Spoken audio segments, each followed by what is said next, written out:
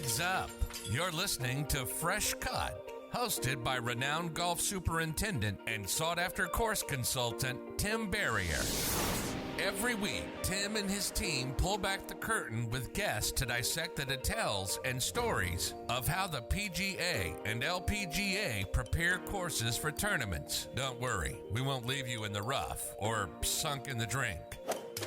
So tune in, hit that subscribe button, and relax.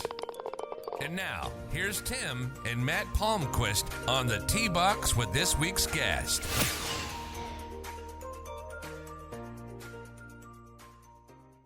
Hey, ladies and gentlemen, welcome back to the show. Thanks for joining us for another fresh episode of Fresh Cut, an insightful podcast. I'm Matt Palmquist, your host, along with Tim Barrier. And today we have the great pleasure of having Mr. Mark Russell, recently retired head PGA Tour official. Ladies and gentlemen, I said that correct. The head tour official. He makes all the rulings. You're either out of bounds or it's a penalty, but he is the one that makes the call. Tim, we are really, really excited to have Mr. Russell or Mark on the show today. So tell us about Mark before Mark tells us about Mark. So Mark's been a friend for a number of years, and I actually owe him more than one favor now. Last time I chatted with Mark, actually, the last time I saw you was at the Farmers in 2016.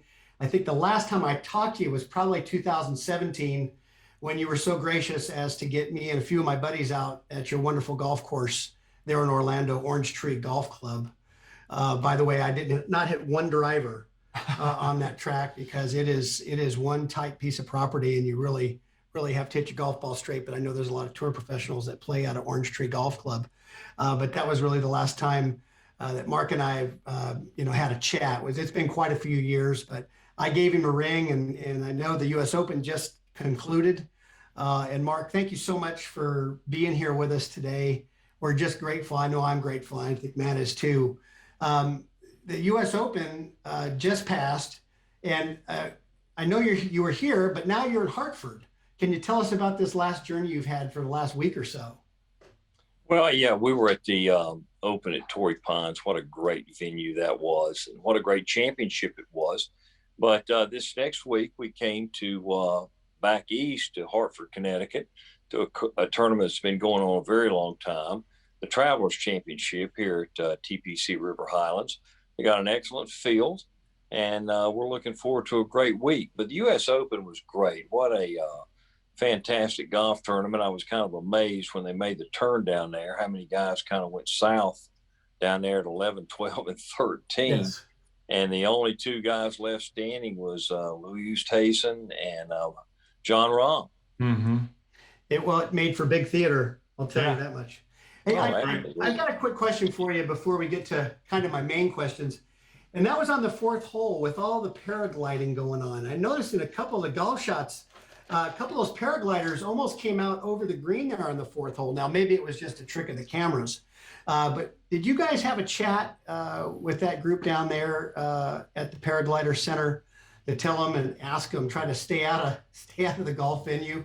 Did you guys get into any of that with them? Not really. I think that's expected at Torrey Pines, Tim. Sure.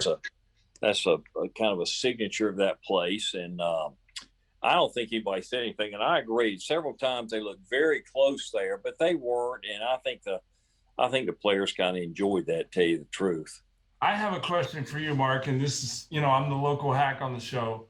What is the ruling if a ball would have hit a hang glider and then dropped into the hole? Would that been a penalty, or would that have counted? I'm asking. No, hey, it's been rub of the green. Rub of the green.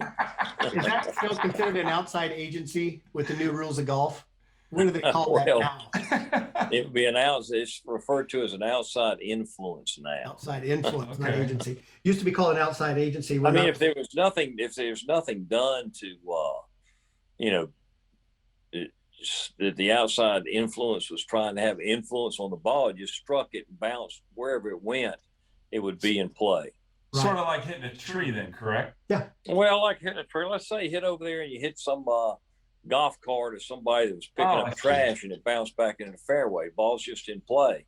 I see. Right. Or I've had a couple if of those it in my bounced out day. of bounds, it would be out of bounds, so it could go either way there. Yeah, my game, I usually hit trash cans. So, that's sort of my game. I'm the hack. Yeah. So, yeah. So, Mark, I've got a few questions that I want to ask you, but I want this just to kind of be a conversation. And I just think it's a great time to talk with you right after the U.S. Open. But I'd like to get a little bit of background about you and how this journey with golf started.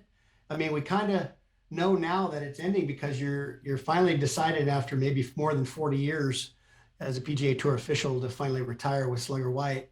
But how did it all begin, and how did you get involved with golf? Well, I was the golf director at Walt Disney World many years ago, and I was chairman of the Walt Disney Golf Classic.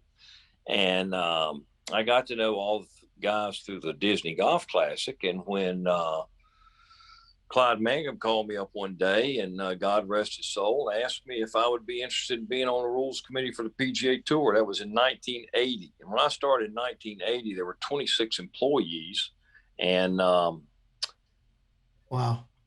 12 of them was the rules committee. So, I mean, that was a long time ago, but that's how I really got started in golf. I met all the guys through the Disney Golf Classic. How's Mickey's game? Like when you were Mickey's game, hey, it's pretty good. We had 3 golf courses there when I was the golf director, and they were 3 good golf courses. Yeah. Palm and Mag and Lake Buena Vista is still there. Yeah.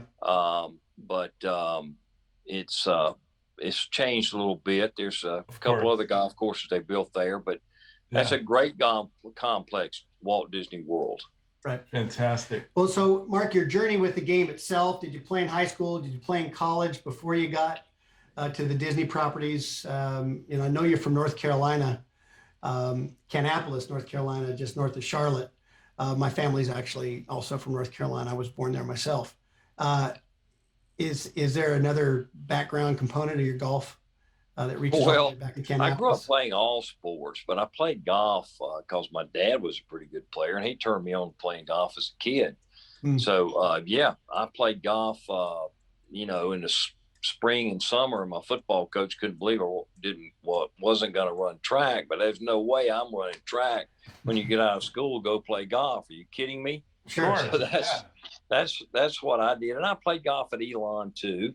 And when I got down to Walt Disney World, I had a job working in a theme park for the summer, which was a great time.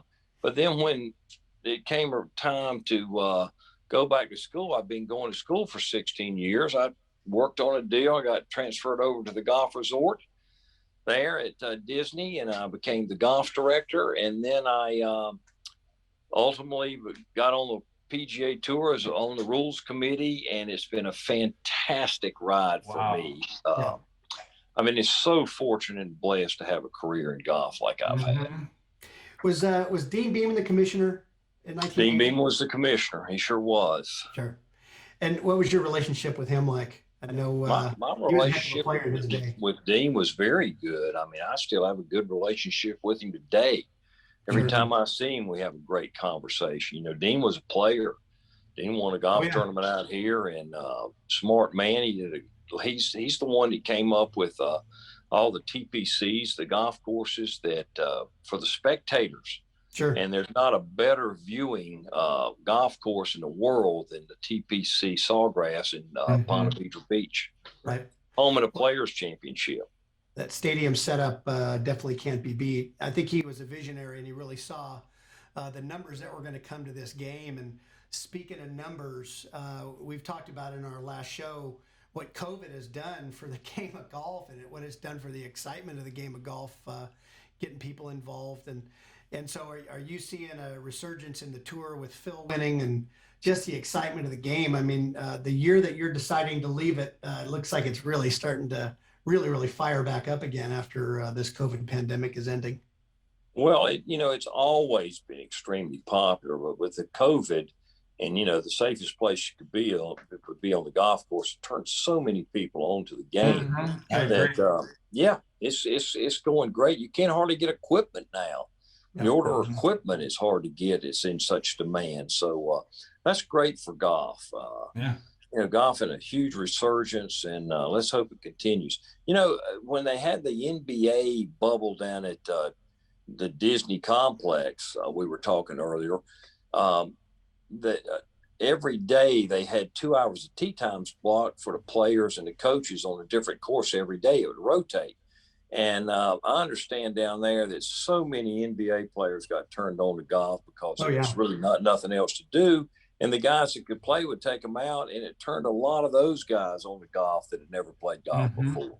Right. So that's a microcosm of what happened, really. Well, that's it. Some big, tall guys. I don't know if you knew this, but Matt is 6'10". Yeah. He is a golfer, but that's a long way to be away from the golf ball. I got extensions on my clubs. He should be able to strike it. He should have a big arm, be able to strike it a long ways. Well, he probably does. I mean, he's 3 inches taller than Phil Blackmore. I try. So, yeah. I've been a scratch golfer since I was in 7th grade. When I tell this to Tim all the time, when I looked at my score and I didn't like it, I just scratched it off. So.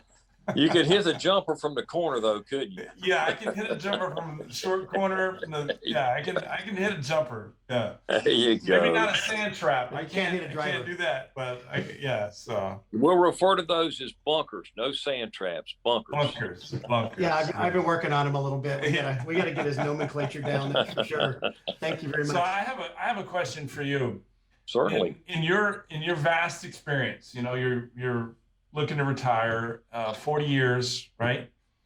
That's correct. What is the most memorable ruling, or what stands out when you think about your 40 years as far as a ruling? Because you've covered all the tournaments, right? So there's many.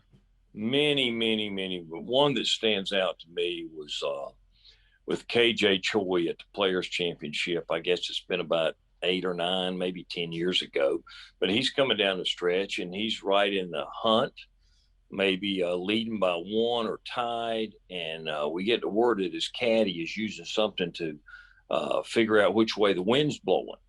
Well, I'm thinking, oh my gosh, if it's something that's, a streamer or something he's spraying up in the air, talcum powder or something like that, that's a violation. He's going to be disqualified.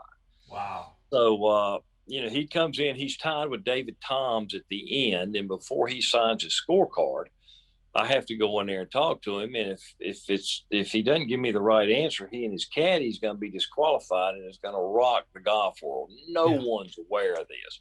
There's 35,000 fans there. The whole world's waiting on this playoff. So I go in there. I said, hey, KJ, you and your caddy, Andy from England, veteran caddy. I said, what were you using out there to figure out which way the wind was blowing? He said, my handkerchief. Pulled it out of the bag. So I was throwing my handkerchief up there. That was fine.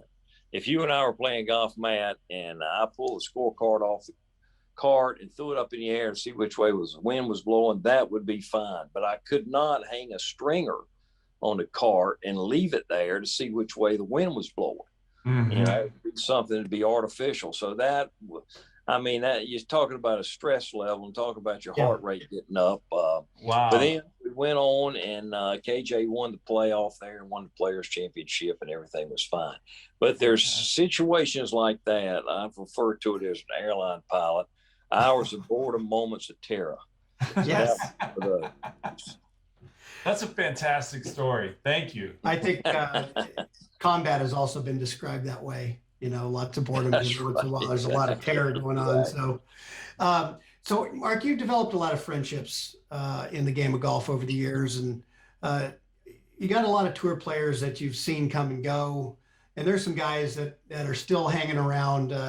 It's pretty amazing. Then they go on to the Champions Tour and they continue on. What kind of friendships do you have? You got any real special friends? And I know you don't want to insult or hurt anybody's feelings. But you got a couple guys out there, I'm sure, that have really become close, tight friends with you there in the Orlando area.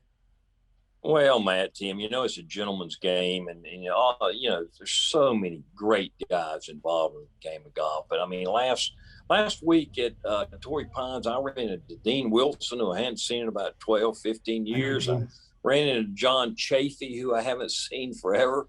Yeah. Played out here for a few years, but a guy that I always enjoy dealing with and talking to, and love to see him again at the Masters, is Ben Crenshaw. Ben is a gentleman from Texas.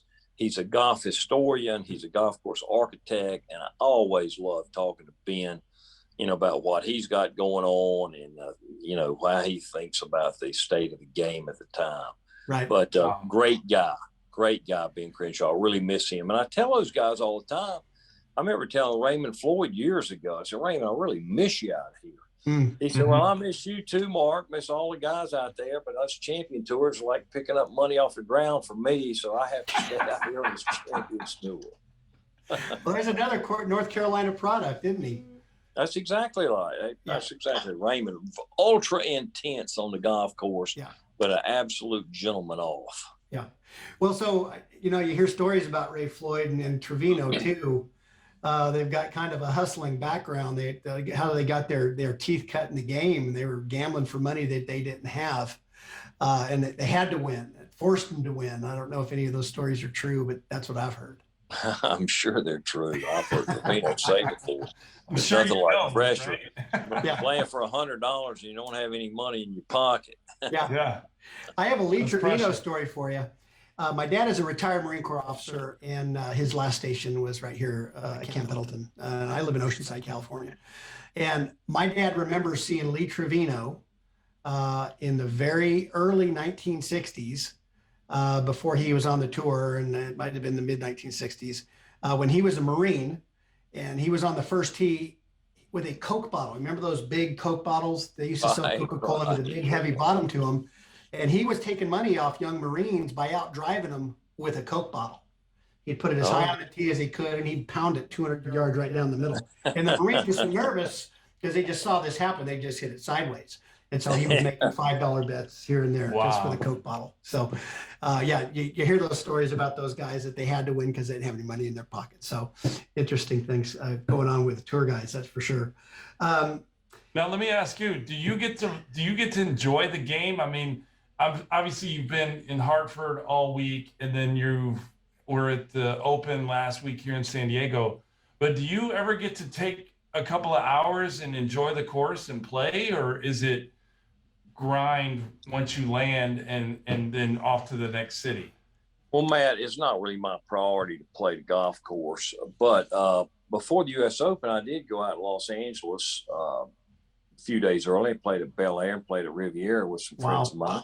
Nice. And when I go home, I usually play every afternoon at, like Tim said, at Orange Tree. You have to walk down this fairway single file. Yeah. But it's a great spot, always in great shape, very difficult golf course. But I play there about every afternoon. Usually go out about 4:30, play till dark. Nice. Right when it's starting to get cool there in Florida. No. And what course is this? What course are you playing? It's called Orange Tree. It's on Dr. Phillips Boulevard. It's about a half mile from Bay Hill. Okay. But in Orlando. It's only on 93 acres. As Tim can attest, it's tight. We got a lot of tour players that play there, a lot of LPGA players that play there because it's difficult. If you can get used to playing golf at Orange Tree, you can go anywhere and play. Nice. Well, I tell you, we showed up with 4 guys that are all sub-5 handicaps, and I don't think one of us broke 80. I mean, and we played as well as we could. I guarantee I didn't. Hit my driver one time. I hit 3 iron and rescue all day long off the tee. Yeah. So if you get used to driver there, you can. Christina Kim's a member there, and she told me, she said, "Man, I've gotten used to playing here. I go out on an LPGA tour. It looks like a parking lot." Yeah. But, it's like that's why you get used to playing there. But I play quite a bit of golf. Yeah. Christina actually was on the driving range when we were there. We had a little chat with her. She's a really, really sweet person, that's for sure. Great day. Mark, tell me about your relationship with golf course superintendents over the years. I know, advance week and, even before that, when you're checking marking of the golf course and OB and hazard stakes. Penalty stakes, whatever they call them now. I know that the rules have changed kind of the nomenclature. penalty areas. So penalty area stakes and all those things. I remember Glenn Tate way back in the late 1980s and into the 90s when I was at La Costa with the Tournament of Champions, and Glenn Tate was always the PGA Tour official that would come out and visit us. And that was always a wonderful learning experience for the rules of golf for somebody that grows grass. Understanding the game, understanding the rules of the game was something that Glenn really taught me in the 3 years that I was there with that tournament. It was the Money, the Mercedes, and the Infinity Tournament of Champions back in those days. But your interactions with the superintendents, I'm sure you've had some difficult ones, but what is your kind of take home on that side of the profession? And have you had a good time with the superintendents over the years? Listen, the superintendents and their staff are the total unsung heroes of the PGA Tour. And we have an agronomy staff of 7 agronomists, and they're always there a week ahead of time now. Back in the Glenn Tate days, they weren't, but now we always have an agronomist on staff here for 2 weeks, with the advance official, and the superintendents are fantastic. I mean, those guys, they take such pride in getting their golf course in the very best possible condition, to show the world. I mean, these things go international. 280 countries get to see these things, and the golf course superintendents and their staff, incredible the amount of work they put in getting them ready to go. And I love all those guys. I mean, I really can't remember having a problem, last 15, 20 years with a superintendent. I mean, they, that once you've made them realize that, listen, we're all in this together, and all we want is your golf course to be the best it can possibly be. Everybody's on the same team. It's a great thing. That's right. Well, I know one of your agronomists, Tom Bastis. I know he's been with the tour. Yeah, he's a California guy. He's a California guy. He's from Northern California. Absolutely. Now, let me ask you this. So there's a Pro-Am going on right now, correct? Today while Correct. Yes. Now, do you handle that as far as rulings, or do you get to kind of just enjoy watching the Pro-Am, or do you have to work on like a Wednesday before the tournaments? There's no enjoying a Pro-Am for a tour official. Hey, listen, if anybody asks for a ruling on Pro-Am day, I mean, come on, man. We're having fun out there.